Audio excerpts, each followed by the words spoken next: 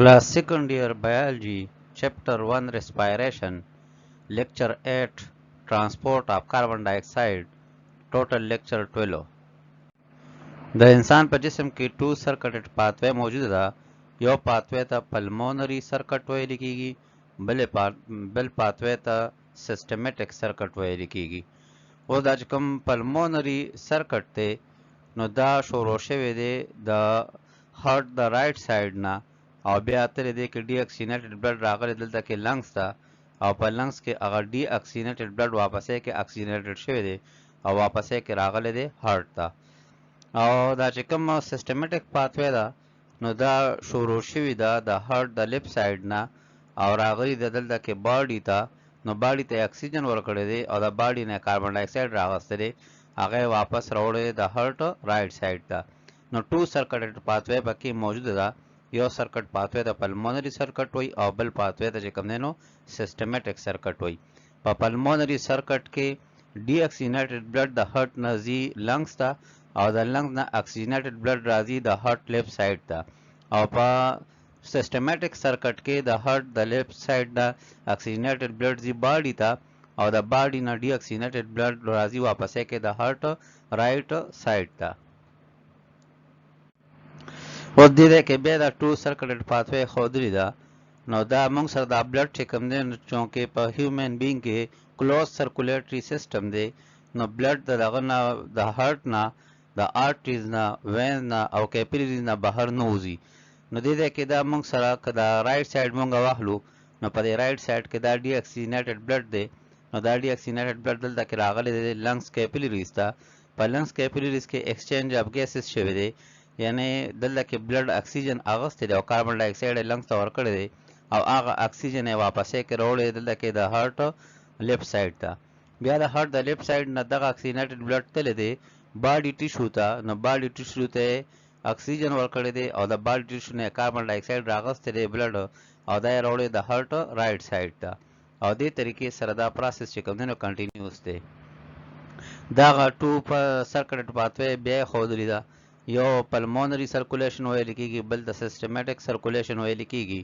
نو په پلمونري سرکولیشن کې موږ سره د هارت د رائټ ساید نه بلډ روان شي او هغه لړ شي دلته کې لنګس ته، او د لنګس کې دلته کې بلډ اکسیجنیټډ شي. بیا د لنګس نه بلډ راشي د هارت لیفت ساید ته، نو د هارت په لیفت ساید کې اکسیجنیټډ بلډ موجود وي او د هارت په رائټ ساید کې ډي اکسیجنیټډ بلډ موجود وي. نو دا موږ سره اکسیجنیټډ بلډ بیا د لیفت ساید د هارت نه روان شي او بیا راشي دلته کې باډي ټیشو ته. په باډي ټیشو کې دلته کې کیپیلریز کې ایکسچینج اف ګیسز وشي، باډي ټیشو ته اکسیجن ورکړي، د باډي ټیشو نه کاربن ډای اکساید راواخلي او هغه کاربن ډای اکساید واپسې کې چې کوم دی د هارت رائټ ساید ته راشي، او د هارت د رائټ ساید نه واپسې کې بیا لاړ شي لنګس ته. اوس موږ سره ټرانسپورټ اف کاربن ډای اکساید.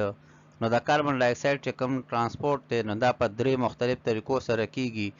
یو بای کاربونیټ آین په شکل کې کیږي، بل کاربو اکسی هیموګلوبین شکل کې کیږي، او بل ډیزالوډ پلازما په شکل کې کیږي. یعنی پلازما موږ سره د بلډ پلازما په واټر باندې مشتمل ده، او واټر کې چې کوم دی نو کاربن ډای اکساید حل کیږي. ایز بای کاربونیټ آینز نو 70% چې کوم کاربن ډای اکساید دی دا د بلډ نه واپسې کې د باډي ټیشو نه راځي ان د فارم اف بای کاربونیټ آینز. او دغه بای کاربونیټ آینز موږ سره داسې جوړیږي چې دا کاربن ډای اکساید د واټر سره یوځای شي نو کاربانیک اسید جوړ کی. هغه کاربانیک اسید بیا چې کوم دی نو مات شي او د هغې نه په ریزلټ کې چې کوم دی نو موږ سره بای کاربونیټ آین جوړ شي. یعنی دې کیمیکل ریاکشن ته وګوره، دې کې لیکلي CO2 ورسره H2O دا دواړه رایوځای شوي دي، له دې نه H2CO3 کاربانیک اسید جوړ شوی دی. هغه کاربانیک اسید دا یو انسټیبل مالیکول دی، یعنی مات شي او د ماتېدو په وجه باندې موږ سره د H2CO3 نه H آین او HCO3 آین جوړ شي. بای کاربن دا چې کوم H آین دی کې پروډوس کیږي نو هغه موږ سره په بلډ کې ایسیډیټي سیوا کوي، ځکه چې موږ سره pH کمیږي. خو دا دی کې دا pH ځکه نه کمیږي چې موږ سره د هیموګلوبین د H آین سره ریاکشن وکړي او د نه هیموګلوبینیک اسید جوړ شي، او بیا هیموګلوبینیک اسید چې کله لنګس ته لاړ شي نو هغه واپسې کې هغه H آین چې کوم دی ریلیز کی او په اکسیجن ورسره کمباین شي.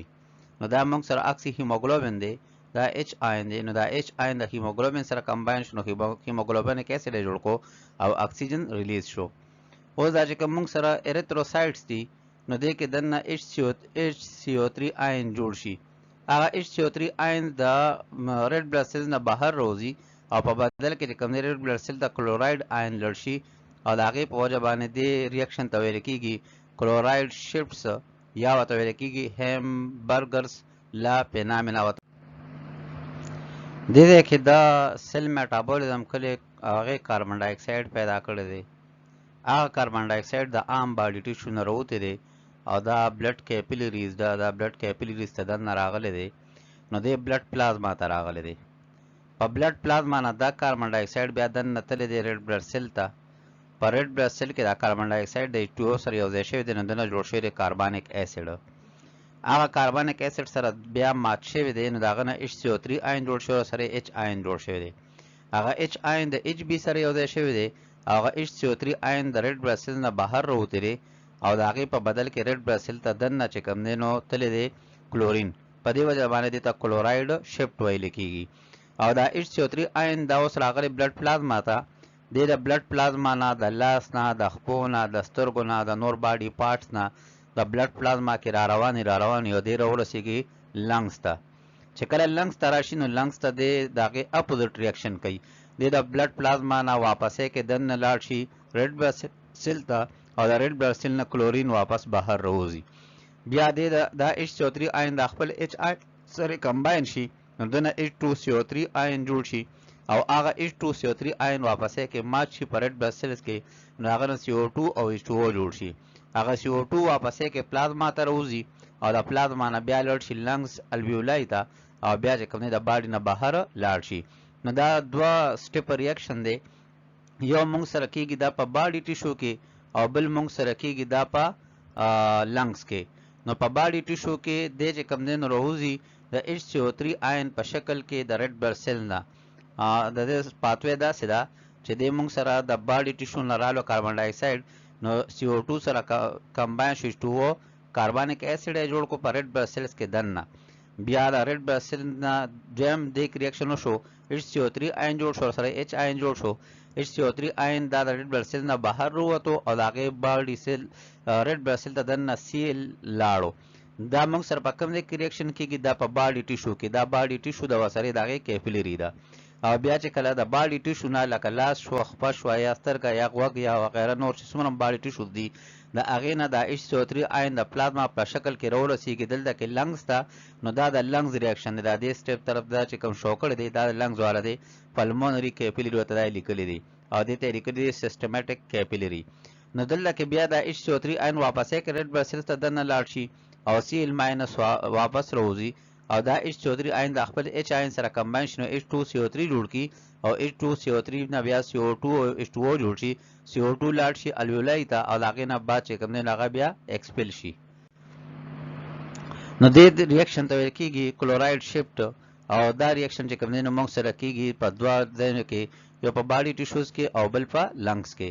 بل دی بای کاربو اکسي هیموګلوبین.